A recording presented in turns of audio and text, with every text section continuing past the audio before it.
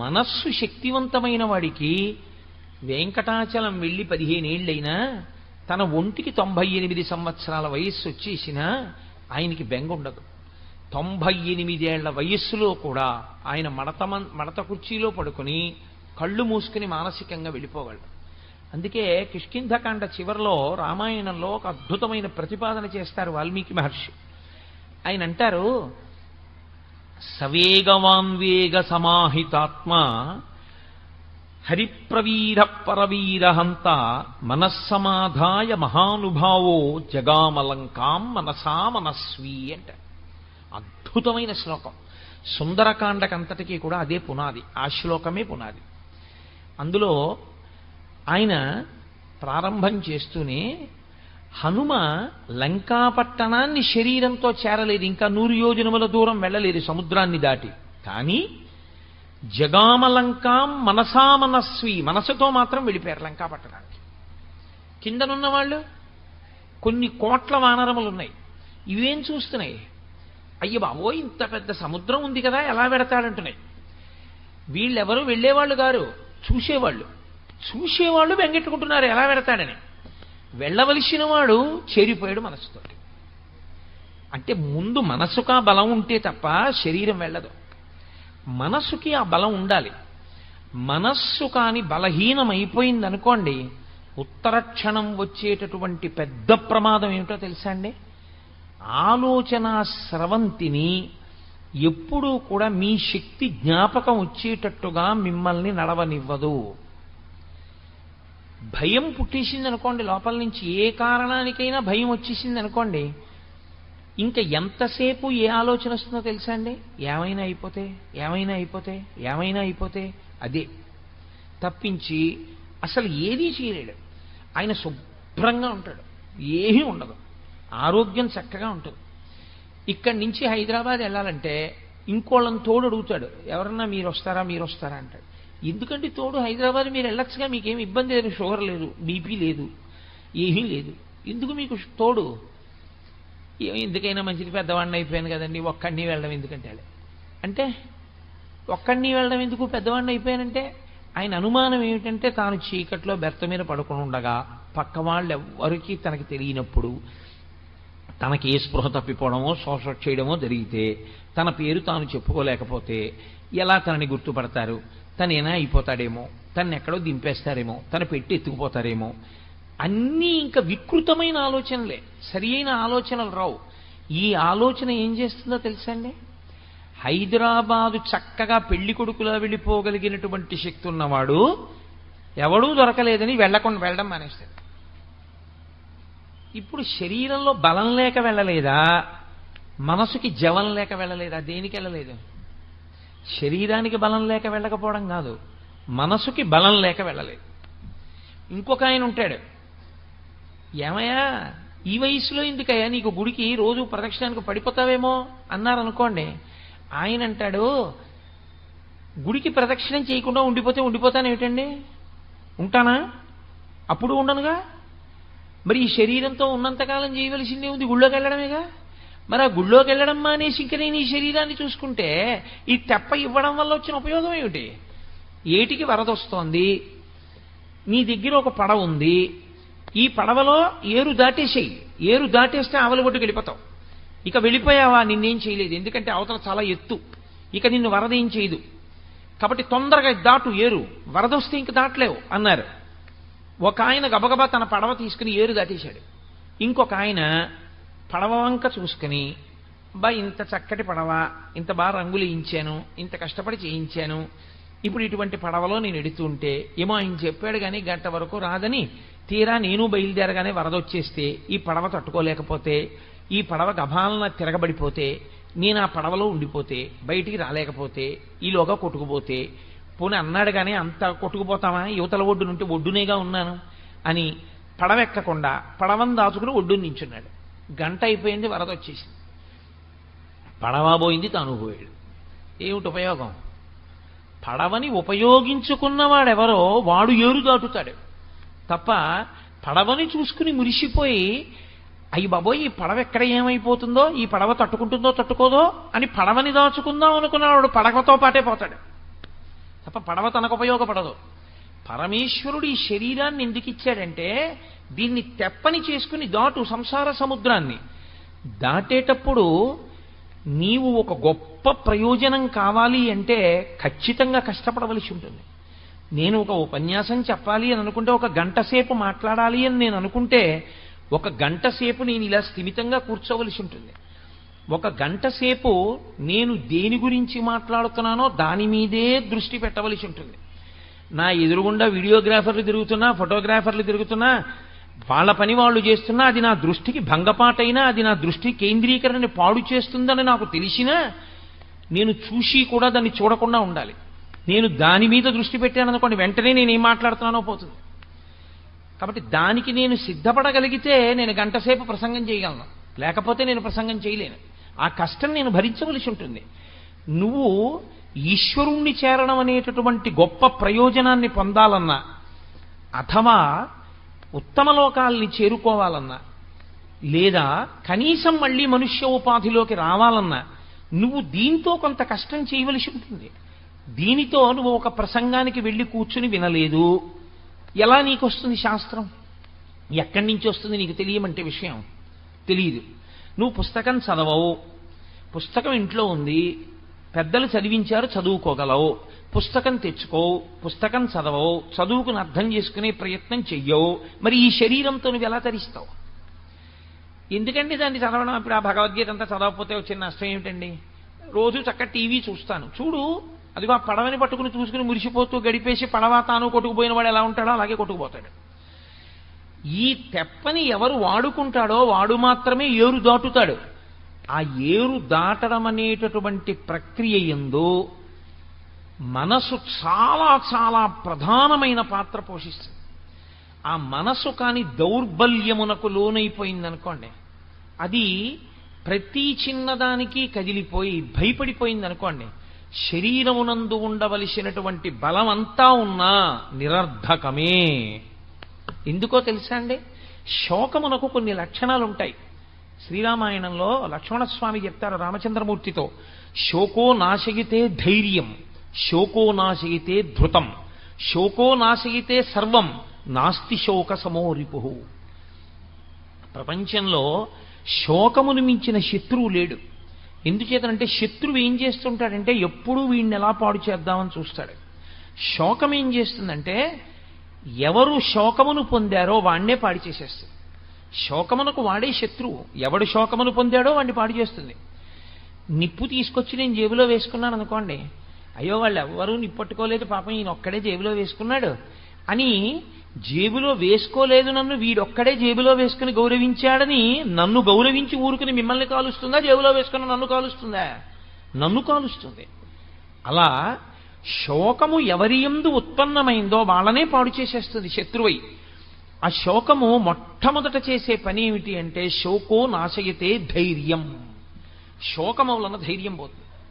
ధైర్యము అంటే అది పెద్ద విషయం ఏముందండి, మనం చేయగలం అనలేడు. ఎన్ని వనరులు ఉండనివ్వండి, ఎన్ని సంభారములు దగ్గర ఉండనివ్వండి, ఎంత చెయ్యగలిగిన సమర్థత ఉండనివ్వండి, మొట్టమొదటే బెంగ. నాకు తెలుసున్న ఆయన ఒక ఆయన ఉండేవాడు. ఆయన ఉండేది ఏలూరులో, వెళ్ళవలసింది తాడేపల్లిగూడెం. ఇంకా మర్నాడు వెళ్ళాలి తాడేపల్లిగూడెం. వెళ్ళి ఏదో ఒక చాలా ముఖ్యమైన విషయం మీద వెళ్ళవలసి ఉంది నేను ఆయన దగ్గరికి నేను వెళ్ళి అన్నాను, అయ్యా ఇవాళ మనం రేపు పొద్దున్నే 5:30 ట్రైన్ ఎక్కేస్తే తాడేపల్లిగూడెం వెళ్ళిపోతాం. మీ ఇల్లు దగ్గరేగా, పవర్ ప్యాట్ స్టేషన్ వెనకాతలే, కాబట్టి మనం పవర్ ప్యాట్ స్టేషన్లో ఎక్కేద్దాం పాసింజర్ కాబట్టి. అంటే ఆయన అన్నాడు, కష్టమండి అన్నాడు. ఎందుచేత కష్టం అన్నాను. మీరు చెప్తే ఆశ్చర్యపోతారు. వ్యక్తి మనస్సు బలహీనత అంటే అలా ఉంటుంది. ఆయన నాకు 2 కారణాలు చెప్పాడు. ఈ 2 కారణముల చేత మనం ప్యాసింజర్కి వెళ్ళలేము. ఏమిటి అన్నాను. 3 సందుల అవతల పిచ్చి కుక్క ఒకటి తిరుగుతోంది. శీతాకాలం కదండి, 5 గంటలకి చీకటి తెల్లవారదు. 5 గంటలకి మనం ఇంట్లోంచి బయటికి వెడితే ఆ పిచ్చి కుక్క మీద పడితే తాడేపల్లిగూడెం మాట తర్వాత మనని రక్షించేవాడు ఉండడు, హైడ్రోఫోబియా వస్తుంది. ఎవరి ఇంట్లో వాళ్ళు కూడా చూడరు. కాబట్టి సాహసం చేయలేం. పిచ్చి కుక్క 3 వీధుల అవతల ఉంది కాబట్టి మనం వెళ్ళలేం, మొదటి విషయం. 2, నా దగ్గర చిల్లర లేదు. చిల్లర లేకపోతే ఏమండి అంటే మీకు తెలియదు కోటేశ్వరారు, మనం వెళ్ళి బుకింగ్ కౌంటర్లో చెయ్యి పెట్టి 100 రూపాయల కాగితం ఇచ్చి తాడేపల్లి కూడా అనగానే వాడి చెయ్యి తోసేసి చిల్లర తెచ్చుకోండి అంటాడు. ఎవ్వడు ఇవ్వడు. 100 రూపాయలకి చిల్లర ఇమ్మంటే ఎవడు ఇవ్వడండి. పొద్దున్నే చిల్లర ఎక్కడుందండి అంటాడు. పోను కాఫీ తాగి చిల్లర పుచ్చుకుందంటే కాఫీ తాగితే చిల్లర ఎక్కడ ఇస్తామంటాడు. కాబట్టి ఇప్పుడు నేను చిల్లర తేవడానికి ఎవరింటికి వెళ్ళి అందరి ఇళ్ల ముందు నిలబడి అమ్మ 100 రూపాయలకి చిల్లర ఇవ్వండి అని ఇప్పుడే అడిగి పుచ్చుకోను. ఇప్పుడు వెళ్ళలేను, రాత్రి అయింది కాబట్టి 9 అయిపోయింది. పడుకునే వాళ్ళని లేపి 100 రూపాయలు చిల్లర అడిగితే బాగుండదు. రేపు పొద్దున్న చిల్లర ఇస్తాడని నమ్మకం లేదు కాబట్టి వద్దండి అన్నాడు. నేను తెల్లబోయి సరేలేండి అయితేనని చెప్పి నేను వెళ్ళిపోయాను.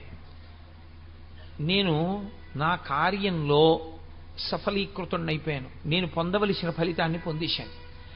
ఆయన పిచ్చి కుక్క తనని తరమకూడదు అని 7 గంటలకో 8 గంటలో అయిన తర్వాత బయలుదేరి ఉన్నాడు. ఆయన వచ్చేటప్పటికి అసలు పొందవలసిన ప్రయోజన సంబంధమైనటువంటి విషయం మూసేశారు. ఆయన పొందలేకపోయాడు. దానివల్ల అదే సామాన్యమైన విషయం అనుకుంటున్నారేమో, ఆయన జీవితంలో మళ్ళీ ఆ విషయాన్ని ఇక సాధించుకోలేకపోయాడు. అలాగే వెళ్ళిపోయింది ఆయన శరీరం. కాబట్టి మనస్సు బలహీన పడిందనుకోండి, మనిషి శరీరమునకు ఎంత బలం ఉన్నా వాడు పొందలేడు. 1,00,000 రూపాయలు ఉన్నాయి, 100 రూపాయలకి చిల్లర ఇవ్వలేదు అనుకోండి, ఉంచేసుకుని గూడెం టికెట్ ఇవ్వండి పర్వాలేదు, నేను గూడెం వెళ్ళడం ప్రధానం తీసుకుంటానండి అన్నాడు అనుకోండి, 100 రూపాయల చిల్లర వాడే ఇస్తాడు. అసలు ఏ ధైర్యం లేకపోతే ఏ పని చెయ్యాలన్నా ధైర్యమే, ఏ పని చేద్దామన్నా పిరికితనమే, ఇంకేం చేస్తాడు? అటువంటి వాడు ఏమీ చెయ్యలేడు. కాబట్టి శోకో నాశగితే ధైర్యం, శోకో నాశగితే శృతం. విన్నది జ్ఞాపకానికి రాదు. ఏది నువ్వు విన్నావో ఆ విన్నవేవి జ్ఞాపకానికి రావు. ఎందుకంటే శోకమును పొందినటువంటి కారణం చేత విన్నవన్నీ మరుగున పడిపోతాయి. ఆ భయ విహ్వలుడైపోయినటువంటి వాడికి ఎంత గొప్ప వ్యక్తుల దగ్గర ఎన్ని గొప్ప విషయాలు విన్నవాడైనా కానివ్వండి, సాక్షాత్తు ధర్మరాజు గారికి తమ్ముడు ధర్మరాజు గారితో కలిసి తిరిగాడు. కానీ ధర్మరాజు గారు చెప్పిన మాటలు గుర్తులేవు. కృష్ణ పరమాత్మతో తిరిగాడు, కృష్ణ పరమాత్మ చెప్పిన మాటలు గుర్తులేవు. ద్రౌపదీదేవి కురుక్షేత్రానికి ముందు ఏడిచిన ఏడుపు గుర్తులేదు, తాను ఎందుకు యుద్ధం చెయ్యాలో గుర్తులేదు. శోకో నాశయితే శృతం, శోకో నాశగితే సర్వం. ఇంకా ధైర్యం కోల్పోయిన వాడికి, పెద్దలు చెప్పిన మాటలు గుర్తురాని వాడికి, కార్యాన్ని నిర్వహించలేని వాడికి వాడు పొందగలిగిందే ఉంటుంది, వాడేమీ పొందలేడు. కాబట్టి వాడు సమస్తమును కోల్పోతాడు. కాబట్టి శోకో నాశగితే సర్వం నాస్తి శోక సమోరిపో. లోకంలో శోకముతో సమానమైనటువంటి శత్రువు లేడు, ఉత్సాహముతో సమానమైన మిత్రుడు లేడు. లోకంలో అందరికన్నా గొప్ప మిత్రుడు ఎవరో తెలుసా అండి? ఉత్సాహమే. ఉత్సాహో బలవాన్నార్యా నాస్తుత్యాహత్పరం బలం సోత్సాహస్యాస్తి లోకేస్మిన్ నకించితపి దుర్లభం. అసలు ఉత్సాహం ఉన్నవాడికి దుర్లభం అన్న మాట లేదు. ఆ ఉత్సాహం ఉండి మనం ఎందుకు చెయ్యలేము, మనం చెయ్యగలం అనుకున్నాడు అనుకోండి, వాడు సాధించగలడు, వాడు ఆ ప్రయత్నం మీద పూనికతో నిలబడగలడు. అసలు ఆ ఉత్సాహమే లేనివాడు ఎన్ని సంభారములు ఉన్నా, ఎన్ని వనరులు ఉన్నా వాడు చెయ్యగలిగినటువంటి విషయం ఉండదు. కాబట్టి అది క్షుద్రం హృదయ దౌర్బల్యం. సిగ్గుగా లేదు నీకు ఈ మాట అనడానికి? కూలబడిపోతావా సిగ్గు లేకుండా? గాంధీవాన్ని విడిచిపెట్టావా? ఒళ్ళంతా చెమటలు పట్టాయా? భీరువు అయిపోయావా? భయపడిపోయానని చెప్తున్నావా? యుద్ధం చెయ్యనంటున్నావా? నీకు అసహ్యం పుట్టట్లా నీ మాటల మీద నీకు? కాబట్టి క్షుద్రం హృదయ దౌర్బల్యం త్యక్త్యోత్తిష్ట పరంతప. విడిచిపెట్టవు. చిత్రం ఏమిటో తెలుసా అండి? ఎవరు ఆ దౌర్బల్యాన్ని పొందారో వాడు విడిచిపెట్టాలి తప్ప పక్కవాడు విడిచిపెట్టని ఎన్ని మాటలు చెవిలో చెప్పినా వాడు విడిచిపెట్టనంతసేపు వాడి ధైర్యం మళ్ళీ వాడికి రాదు.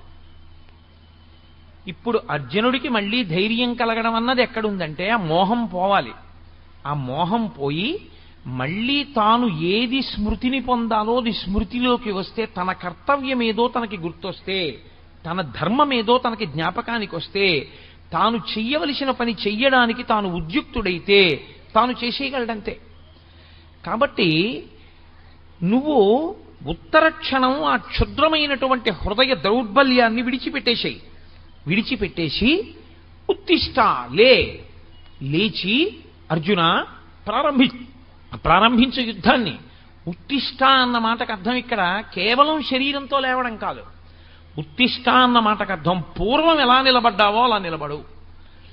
ఈ యుద్ధానికి వచ్చే ముందు ఎంత సంతోషంగా వచ్చావో, ఇన్నాళ్లకి నా పగ తీరుతోంది, ఇన్నాళ్లకి దుష్టబుద్ధి కలిగినటువంటి కౌరవుల్ని మట్టు పెడుతున్నాను, నా కర్తవ్యం నేను నిర్వహిస్తున్నాను, క్షత్రియుడని పుట్టినందుకు దుష్టుల్ని సంహరించి ధర్మాన్ని నిలబెడుతున్నాను అని ఏ పూనికతో వచ్చావో ఆ పూనికను నువ్వు పొందు. ఆ పూనికను నువ్వు పొందావు అనడానికి గుర్తేమిటో తెలుసా? మళ్ళీ నువ్వు గాంధీవం పట్టుకు లేచి నిలబడాలి. పడిపోయిన అర్జునుణ్ణి లేవదీయడానికి 18 అధ్యాయాలు చెప్పాల్సి వచ్చిందండి. పడిపోవడం చాలా తేలిక జీవితంలో, పైకి లేవడం అంత తేలిక కాదు. మళ్ళీ పైకి లేవాలంటే, మానసికంగా బలహీన పడిపోయిన వాడు లేవాలి అంటే కృష్ణ పరమాత్మ లాంటి ఆచార్యుడు దొరకాలి. మళ్ళీ అంతటి సద్బోధ దొరకాలి. తన ధర్మం తనకి తెలియాలి. తెలిసి లేచి నిలబడి మళ్ళీ గాంధీవాన్ని పట్టుకోవాలి. అందుకే మనందరం కూడా ఆ ధర్మక్షేత్రంలో ఉన్న వాళ్ళమే. అర్జునుడు మిష అంతే. మనందరం కూడా ధర్మక్షేత్రంలో ఇలాగే దిక్కు తెలియక పడిపోయి ఉన్నాం. మనం ఏం చెయ్యాలో మనకి తెలియదు, మన ధర్మం ఏమిటో మనకి తెలియదు, మనం ఎలా ప్రవర్తించాలో మనకి తెలియదు, మనం ఈశ్వరుణ్ణి ఎలా ఆరాధించాలో మనకి తెలియదు, సభలోకి వస్తే ఎలా కూర్చోవాలో మనకి తెలియదు, ఎదురు కుర్చీ మీద కాళ్ళు పెట్టి పెద్దల ముందు కూర్చోవచ్చో కూర్చోకూడదో కూడా మనకి తెలియదు. తెలియని స్థితిలో సభలో పడిపోయి ఉన్నటువంటి వాళ్ళని ఉద్ధరించడానికి భగవద్గీత వస్తుంది. కాబట్టి ప్రతి చిన్న విషయాన్ని స్పృశించడానికే భగవద్గీత.